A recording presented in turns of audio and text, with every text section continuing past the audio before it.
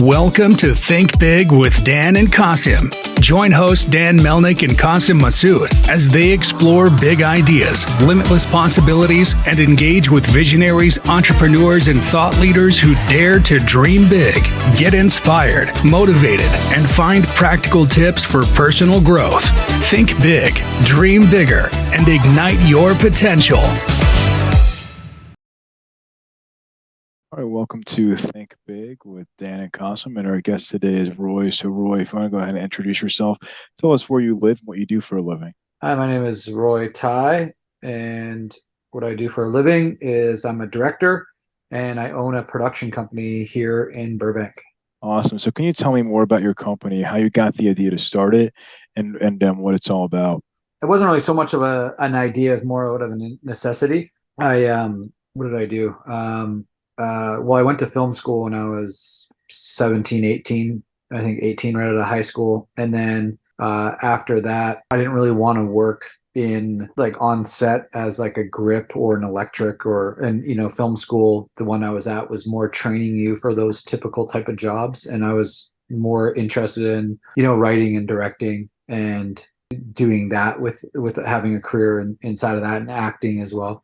And then so I didn't finish film school and I just went and got regular jobs working. And then over time, my friend Jason Kirby, who I met in film school, who I still work with to this day, actually, which is a long time ago. I'm getting old. But he bought a camera, and this was back when SD cameras started to make a really big push, like prosumer grade video cameras. Mini DV cams were making a push, and Sony came out with a prosumer grade digital camera that because at the time I think that people were still shooting on film, but like digital cameras were being used for big features, but like they were really expensive and totally different than what you see today. So a prosumer grade came out that wasn't just like your cheesy little handy cam for your home videos. It was kind of like the first in between.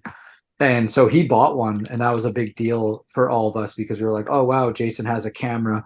So we would go shoot club videos together and then sell those videos back to the promoters. And then the promoters were like, oh, this is, and also too, YouTube wasn't around at that time. So putting a video on the internet was a massive deal, right? So his partner at the time started a website called DJ Vibe, and he was a tech guy who knew how to like make websites and code, and then he was able to put videos on the internet. Obviously it was like very low quality, and this was like that's when it was like really hard to do that stuff, where nowadays you could just use like Chat GPT to make you a website. So he kind of got the whole thing started with that. So we would always shoot and edit to make some money on the side of our day jobs. And then just over time, then I ended up getting a camera. I took out a loan and bought a camera and a new computer and sound gear to $10,000, and then started producing and acting in my own web series at the time, The Backshop Show. This is 2009 now. And then from there, I was able to get a contract with Coors Light. This is all in Canada too, by the way, in Vancouver. And I was able to get a contract with Coors Light, shooting like club videos for them, like promotional material. And out of that, I had to incorporate, right? Because they didn't I kind of landed the gig out of not really knowing what I'm doing. And then, like in the sense of like doing business, like I knew how to like shoot and edit, but like definitely like doing business, I didn't know anything about it. So I was like, oh yeah, that will kind of look unprofessional if they're going to like pay Roy Tighe to his personal checking account. So like out of necessity, I incorporated TigheLand Productions, which my roommate thought was like a really cool name. He's the one who came up with it. And then so I was like, all right, cool, this TigheLand Productions, I like it. My last name's Tighe, I kind of always do my own thing. So perfect.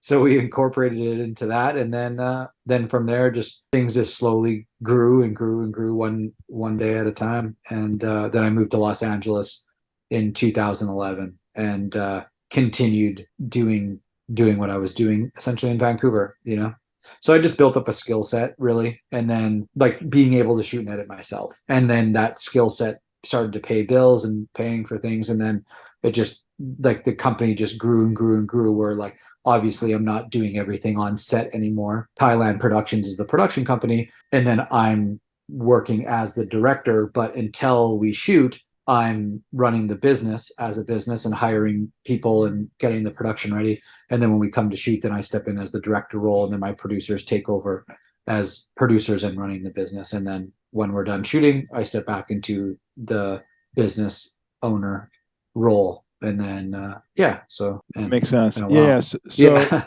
so in terms of like, so you mentioned obviously, some years ago that Coors Light was your first client or one of your first clients. So obviously now in 2023, there's things have changed a lot since you were, first getting started, and even like, social media, YouTube. There's a different, I'm sure, taste for content. So in terms of today, like what are you, like what industry are you serving?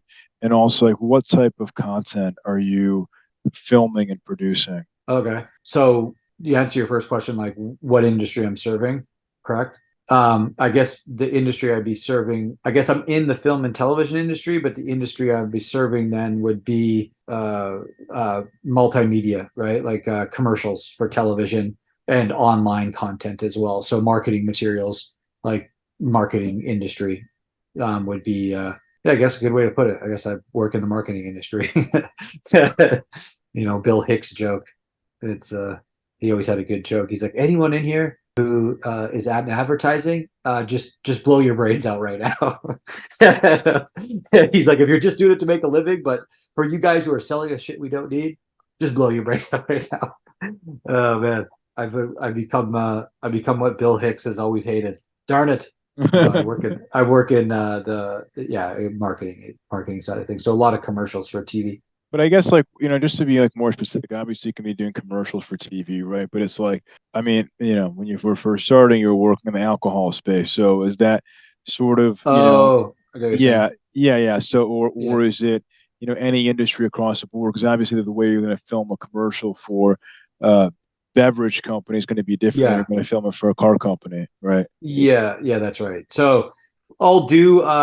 So in that sense, like I best way I'd put it is those are just like videography gigs, right? Like for Coors Light and like club videos, that's more of like videography work. Where what I was doing there is just like essentially like beer brands. You can't show people drinking on TV, right? But what we were filming in the clubs, so this was more for like job security for the marketing team for Coors Light. So Coors Light was doing live events, right? And they would bring in these things called cold parties. So for them, they would spend all this money on throwing this like live event. Like they bring in a known DJ, ice sculpture, have all this like stuff blowing down, dancers and stuff. So like we really, like, to put it bluntly, we really were coming in there just to document all that and then cut it together in a fun way that then he would be able to show like his superiors. Like at the end of the year, like, oh, we did 5 cold parties, like Coors like cold parties, and here's what they look like. And then all like the brand, like his bosses, like in the corporate world, are like, oh, that's really cool. Like let's keep doing those. You know what I mean? So it was like twofold. It was like they liked it to be able to like show everyone what they're doing, but they couldn't put it on TV or really put it online because it was like people were drinking, right? Sometimes they'd use little things for like little promotions on like web stuff, but never like anything like that for TV. So it was more of just like job security and what they're spending their money on for, their higher ups. That was really just kind of what we were there to do. So in that sense, their only pressure was to just make sure you're filming what looks like costs money. So that was like our mindset, right? Like if that looks expensive, shoot it. You know what I mean? That was it. And then cut it together in a fun way. So going like working in that's just like I would just say that's a videography gig where that world exists. That's like a completely different industry. There's a lot of people out there that, it's him and another guy or 2 people. They just got some cameras and some editing ability, and they'll just shoot videography things, right? Like document an event or, shoot something very simple for like a small business, right? Like there's not like a lot of budget there. You're really just paying for the 2 people's time, We're now working in the field that I'm working in now, like with TCL. right? We just did a commercial with TCL, was with the NFL, and Justin Herbert was the star of the commercial, right? So that is like now a real commercial that they're using for advertising. So like the difference in that space now is like, you know, it's they're breaking down the entire storyboard, like the creative concept of what they want to do. Like I come on board then and start helping putting that together in the sense of like, this is going to be a television commercial. So I'm seeing things from the lens of like, it has to be 30 seconds, or is it a minute? You know what I mean? Like what shots are we going to get that are going to fit that time? You know what I mean? Because they usually want to do a lot, right? They don't think of things from like a film perspective. They're thinking it from an advertising perspective. So it's like my job then becomes like, okay, let's just get everyone communicating, right? Like they're trying to get across why their product is really good. Obviously, advertising is they're trying to sell that, hey, we have the best TVs on the market. And then, you know, the film side is like, oh, how cool and cinematic can we make it look? So we got to get everyone on the same page, right? So that's like a very drastically different world from like the videography work when I was, you know, 2009 to where, you know, this year where we're handling an entire campaign.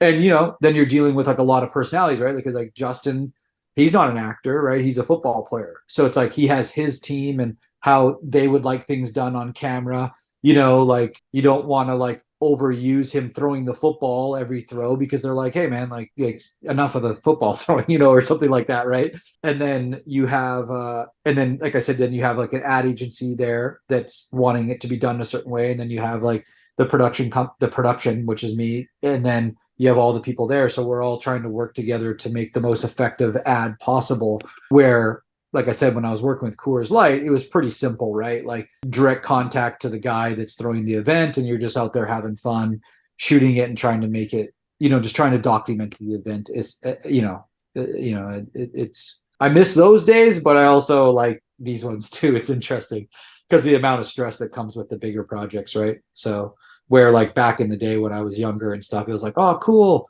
made $1,200 tonight for this shooting for fun. You know, it's like you miss those days, but then you're also like, yeah, but I would miss being poor. So but yeah, I don't know. I hope that kind of answered your question. If that was on the right path. Different a little bit too. That's why I say like videography is almost like a different industry than like commercials. And then you would have like film and TV, which we have done films. Like I've worked on plenty of films and movies of the weeks, you know, pilots for TV shows. Like I said, I have a production company and we have a post-production facility in Burbank. So a lot of people will, through my own connections, will come to me wanting to talk to me about like post-production, right? Like because I've been like, I really grew up in the post-production side of things in the film industry. Like my mentor, Bud Smith, he edited The Exorcist, Flashdance. You know, he's got 2 Oscar nominations, right? So like I always gravitated to, I like a studio junkie. Like I like being in the studio. I've been like that since right in film school. I loved editing. So for me, it's like that's where a lot of my strong suits are, in the post-production side of things. And then when you're shooting anything, you always want to be having those discussions beforehand. Long story short, that's just kind of a lot of my connections will come through that too. People will want to kind of pick my brain, or if I can come on board and help, I'll help if I can, you know. But you know, when I'm doing the commercials, I'll do everything from like the creative at the beginning all the way to the final delivery, right? So, in your commercial business or the videography business, how did you incorporate the technology? Well, on this one, like, how did I incorporate technology just in general? Or oh, okay, like in general, but for your videography business. Yeah, so really in the videography business, like the technology really is just is the camera at that stage, right? Like it's like, who has the coolest camera? You know what I mean? And especially like way back, where now you can everyone can get a camera and shoot. You can do it on your phone, right? But way back in the day, like I said, in like 2009, the big breakthrough was the DSLR camera. Well, that means that you could put film lenses, like somewhat like nice lenses, on your actual 5D. Canon 5D. So that was a big deal because it could shoot video. So when you're in that world of videography, you can kind of get caught in who's going to buy the nicest camera. And then you get stuck in this cycle of like buying a new camera. And it can almost be in like every year you're stuck in this cycle of buying a new camera. And then people are trying to hire you because like, oh, what camera do you have? What camera do you have? Right. So like for me, like I don't do that. Like when I do shoots now, we just rent, or our cinematographer will come with a camera. So back in if you're in the videography game, yes, having a nice camera, the technology there is really what's going to kind of probably elevate your career a little bit quicker than other people. And obviously your talent with it, right? And then post-production, technology is always evolving in that. So you got to really be on top of what is hot in post-production, especially if you're doing like club videos or music videos, right? You want lots of effects in there. So you got to be on top of all that kind of stuff. Where I'm at now with the company, I don't really do videography gigs anymore. It's just where I started. If I do, I would just bang it off to like one of our PAs or like an intern or something. Just be like, hey man, this is easy. Go shoot this, have fun. You know what I mean? You can't really make a mistake. You're just going to shoot and then cut to music. Like it's very easy in that sense. But now in the world that I'm in, the commercial we just did that I was telling you about with Justin Herbert, so that we integrated, I guess you would want to call it like cutting edge technology, which is called XR. So that's extended reality, right? This is a big thing in the film industry. I don't know if you've seen the new like Star Wars show on Disney, like the Rogue One or I can't remember the name of it. Anyways, XR is kind of what's replacing green screen. So it's very complicated. It's cutting edge because everyone knows that that's the future of filmmaking. So we integrated that into the commercial we just did with Justin. So because Justin's supposed to be playing in front of like an entire crowd at SoFi, like to do that and bring that in, it's like you wouldn't even like, it's expensive, right? Like where you get like 20,000 extras, you know what I mean? Like it's like the client doesn't have money for that, right? And then like Ted Lasso, that show, they have the budget, but they still synthetically replace the crowd with digital crowds, right? So you're seeing that now on TV shows where you're like, well, how do they get those shots in the audience? Well, it's like a lot of it's digital, fake people, right? That they just integrate in every shot. Again, that's very complicated and time consuming on set. So in my scenario where I was in a bit of a crunch is that it's like I only had Justin on set for 8 hours, so I don't have time to bring him to SoFi Stadium and then in post-production later digitally implant a crowd. Because of like, it takes, you have to set those shots up and then they have to be correct. And that takes up more time on set. So we decided to go into XR, which was a bit of a risk because XR really isn't proven yet. It's very new. And what XR is that you're shooting, there's two ways you can do it. You can shoot it like they did in the first Avatar, where there's a green screen behind you. But when you look through the monitor, you could see like the Avatar world. And you're like, okay, that's very, very basic, right? Now where it's at is that you're actually shooting in front of massive LED walls. And why that's better and why people are more leaning into that is because of the backlight. So you're getting real-time backlight coming off of the LED wall. Like it's like being in front of a TV. Like that light is going to actually leave the real shade on my hair or like with these guys, their helmets, right? So keep in mind, with all technology, it's the right tool for the job.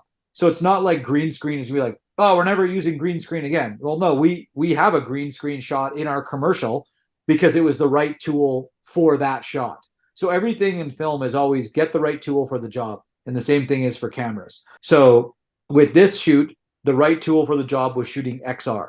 So we have at Orbital Studios, they have a massive sound stage with 60-foot LED walls by 60 feet long, like on a curve, right? Like kind of like a half dome. And then we laid down we laid down turf, like AstroTurf. And then on the back, we digitally made SoFi Stadium with packed in a crowd.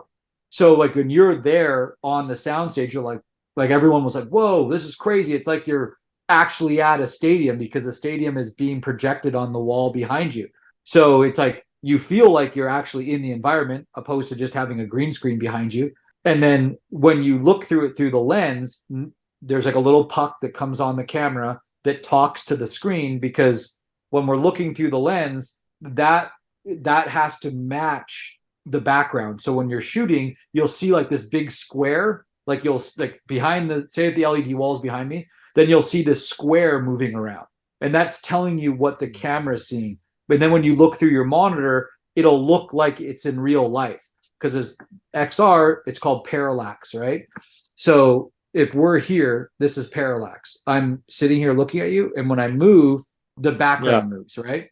So that's parallax. So in green screen world, it would just look like this, right? Like I would just be moving. The background wouldn't move. So later you would have to track your background to follow your object, right? So it's like XR, it's doing it in real time. The camera is reading the screen and the subject. So when he moves and the camera moves, everything moves with it, like you would be shooting it practically. So it's like major leap in technology with filmmaking right now. And that's why you're seeing like Star Wars, all the new Star Wars, like they have those epic sunset shots. And it's like, well, how'd they get that? Well, it's like, that's not real. That's all done in XR. And you can tell because the lighting is beautiful. They have the natural backlighting. That's the whole thing. It's expensive, but it's not as expensive as like renting out SoFi Stadium and trying to put, 20,000 people in it. It's not as expensive as renting out SoFi Stadium and then having digital people put in. So it's but it's more expensive than just like, say, green screening, right? So it's like, it's kind of in between there.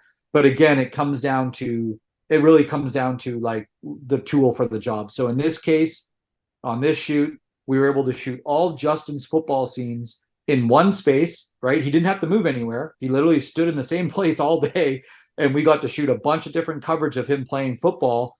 So that's super efficient, very fast. You set one lighting look, it's there for the day. So it's extremely fast way to shoot. XR though, like again, it's untested. If you don't have the right people around you, it can fail very quickly. But luckily I work with my friend Jason, I was telling you about. His company in China, they do that a lot. So I brought his team in and we partnered together to do it. So we killed it. Like for us, it was just like, it was nothing. But I think a lot of other people would probably struggle if you don't have the experience. Fortunately for me and Jason, he definitely has that experience. He brought that to the table. So it became like a perfect partnership.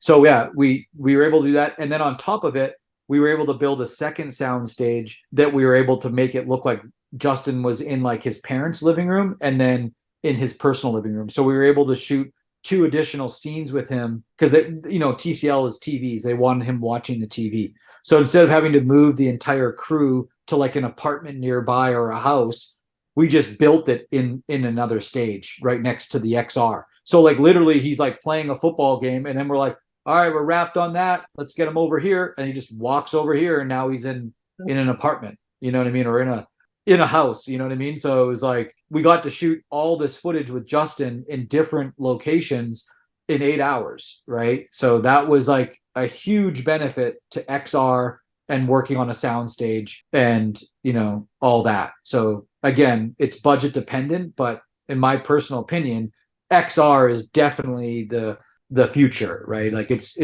that's not going away. It's only going to get better. Yeah, and it looks amazing. You guys can check it out. It's playing on TV right now. It's on the internet, on YouTube and all the social channels, and just type in like TCL Justin Herbert commercial and you'll see it pop up, But yeah, so that was like answer your question, like around technology. Yes, in our industry, very much you want to be on top of what's the newest technology, and is this just a gimmick or is it actually progressing filmmaking, right? So That's cool. Yeah. I think Yeah. I should ask. I'm keen of technology, and this is really interesting for me. Something really interesting. I really enjoyed this. Let me know, like, what could be the challenges in this field, like when we are reaching towards this technology. Yeah, I can understand a better crew is the must-have thing. Yeah. to run this XR environment. But what are the other challenges or problems you are facing right now, or maybe like you think these are the upcoming problems in this field? So the biggest challenge is well, it depends on what you're doing. So you have to look at XR like so a lot of people are excited about it, right? So you have a lot of people being like, oh, let's shoot XR, let's shoot XR. But again, it's a tool. So you have to look at XR from the position of why, when you're on set, you should be asking yourself, why are we here? And the answer should be because we can't do it anywhere else. Like that should be your answer. It's not, oh, because if you want to shoot in a kitchen, like say if you wanted to shoot in a living room or a kitchen, then just go shoot in a practical living room or kitchen, right? But it's like for us, like we wanted to shoot in SoFi Stadium. Well, it's like we can't do that anywhere else, right? With a packed audience, right? So it's like that's why we chose XR. So then the challenge that comes with that is that like you have to be realistic with what you're doing. So it's like a lot of clients hear about XR and they think it's going to be a cheaper solution to filmmaking. So it's going to save them money, right? That's what they're thinking. But that's not true. Again, it's a tool. So it's like I said, like with my clients, he's like when we were putting this shoot together, they kept trying to throw ideas at me like, oh, let's utilize the XR. And I was like, well, we're shooting in a stadium. And they'd be like, yeah, but let's try and put other scenes in there.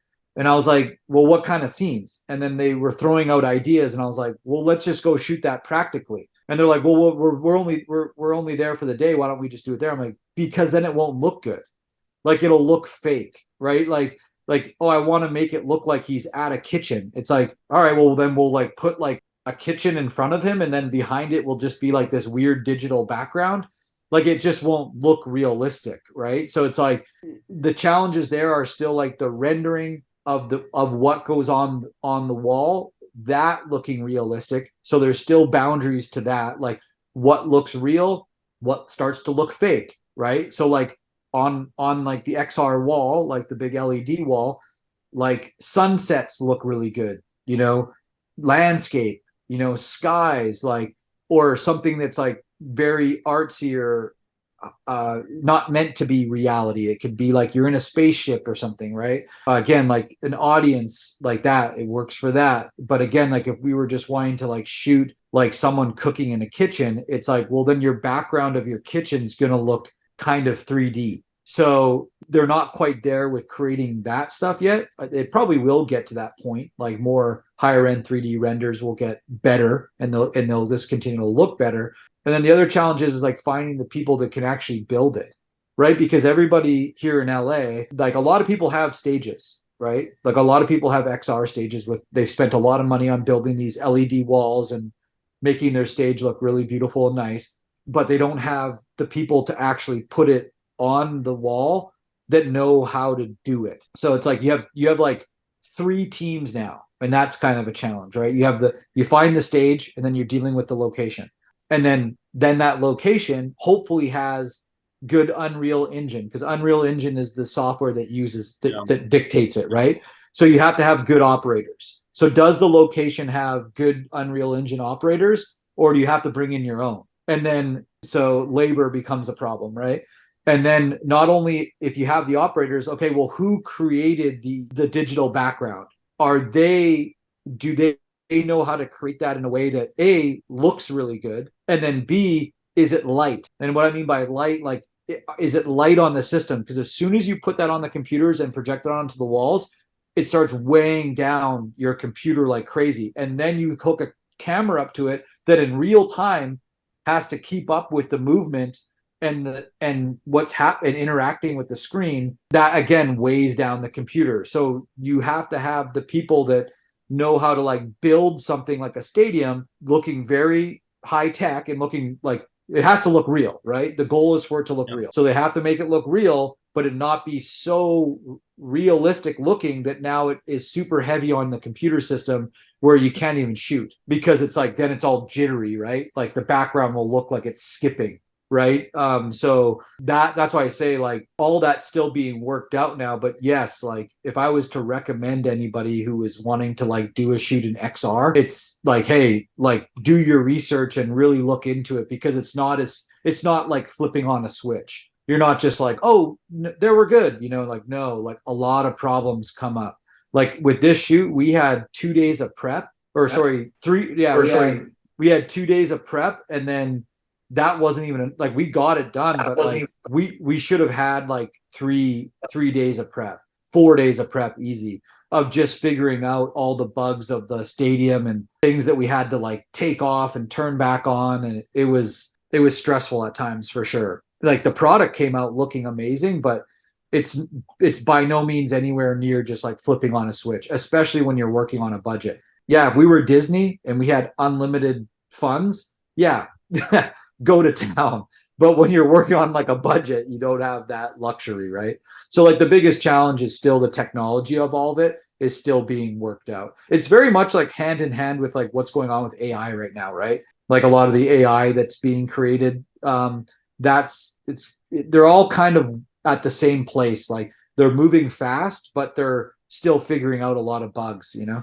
Right. So, I mean, I guess you mentioned obviously technology is a challenge, but what about scalability? It's like, if we're going to talk in 1 year from now, what does that look like for you in terms of scaling this company?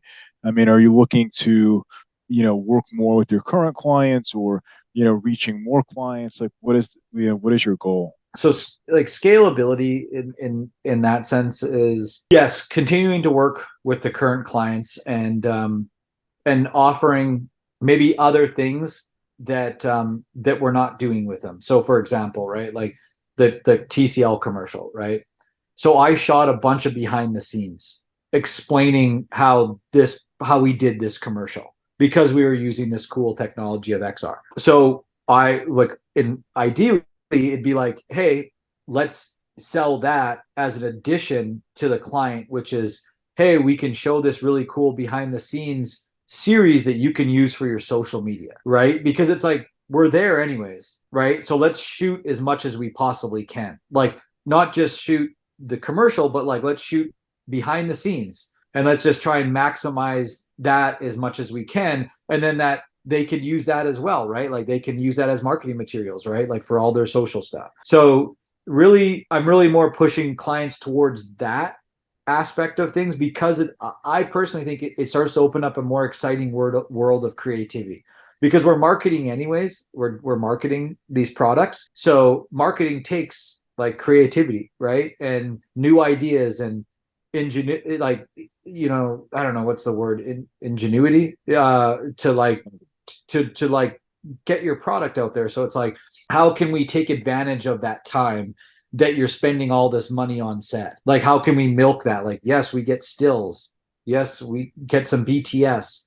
Yes, we're going to shoot your commercial. Can we do real-time social posts? You know what I mean? Like, is there things that we can add to this because we're paying for it anyways? You know what I mean? So that's kind of like one way that I think is a good direction, not only for my company, but for my clients to go as well, is just to maximize that, because it saves the money in the end of the day. And also too, it's like, it makes the creativity much funner too. Like we can start thinking outside the bubble of just what the commercial is going to be. We can start to go, oh, then what would the BTS be? What are the still photos going to be? What is the social layout going to look like? It starts to like expand the creativity of how to launch your product, right? So that is a way to go. And then in terms of like, another way of growth would be this. Me and Jason were just actually talking about this yesterday, is starting to go after more clients with our ability to be able to shoot XR.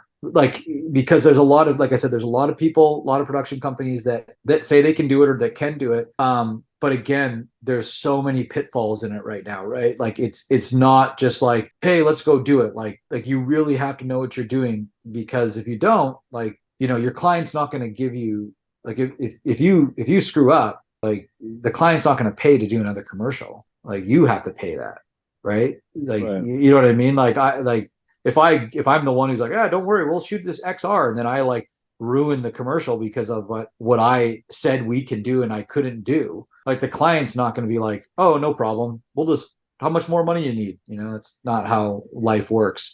You know what I mean? So I think will be a good opportunity to like grow the business that way, is take what we did with this commercial, showing it to other potential clients of like stepping into that world if needed. And yeah, just kind of growing the business in that sense. And then more on the aspect of me as a director wanting to grow and work with other companies as well, like coming on as a director and working on their projects or offering post-production services, like, you know, like, and doing things from that aspect of it. So I'm not just choosing one of those aisles, I'm kind of just doing it all, you know. Makes sense. Yeah, like a guy that I met with who has a really successful production company here in LA, like he's like very much at like the top, right? And I was talking to him, I was like, you know, I'm kind of at a point in my career where like I have a production company, we're doing fine. It, you know, we're making good stuff. And then me as a director, like I want to grow my career as a director, like to get more into film and television. I still love doing commercials. You know, like I'm kind of at this like in between right now in my career. Like, where do I go? Do I just like go all in with the production company and do that? Because that could work, but it doesn't really sound that exciting to me. Like I'm not like super passionate about that. It starts to become more of like a job, right? And then I go, but the directing side, if I go totally that way, now that becomes more of like a pipe dream. It's like, yes, there would be a lot of payoff to like, yeah, I'm a director, right? But I don't think I would be financially as successful as I am now in that sense, right? And so it's more of a risk in that direction. So I was like, you know, it's, you know, like, I don't know. And he just went, I would just do them both. And I was like, what do you mean? He's like, just do both of it, man. He's like, just be the guy that is the director that has a production company and that has a production company that is a director. He's like, just do it both. He's like, don't do one without the other, you know? And I was like, oh yeah, I guess I could do that. And he's like, yeah, man, this is the film industry. There's like no rules, right? And I was like, yeah, it was a really good word that he gave me on that. And I was like, okay, cool. Because I've kind of always been like that, right? Like I was around from when YouTube started, and I was like, I remember pitching TV shows in Canada where I was like, oh, I got a web series. And it was like, everyone was like, web series, weird.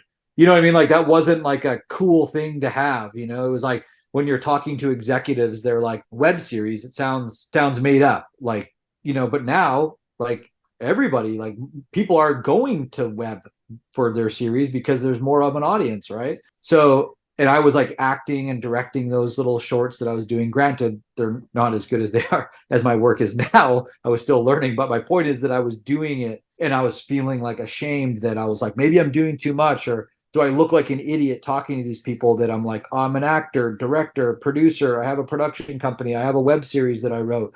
Like, do I look like someone who doesn't know where they want to go? Do I look like I'm just kind of wandering, right? And I kind of let that insecurity when I was younger hold me back. And then now that's what everybody's doing. Everybody's like shooting, editing, acting, doing their own thing. That is the way, right? To gain an audience, right? So I was like, oh man. So then when this man said this to me a couple of weeks ago when we met, I was like, yeah, you know, you're right. Like I'm kind of still taking on that same mentality of like, this is weird. And I'm like, no, this time I'm actually going to lean into it. That no, I'll just be the guy that, you know, that's a director that has a production company, and a production company owner that is a director.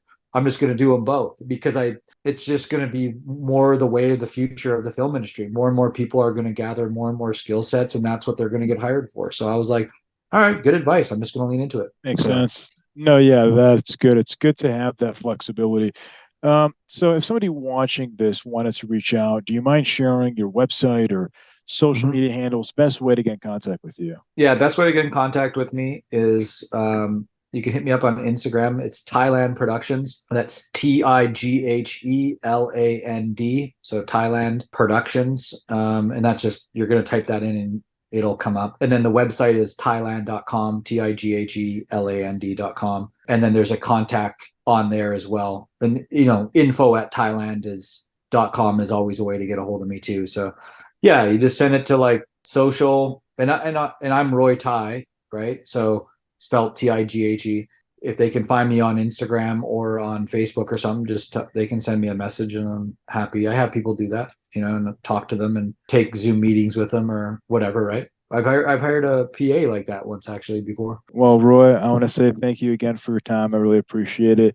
And we're rooting for you as you continue to grow your career. Yeah, thank you so much. Thank you, Dan. I didn't meet you, by the way. What was your name? Awesome. Oh, Qasim. Nice to meet you. Roy. Likewise. All right. Thank you, guys. Thanks. All right. Bye. Bye.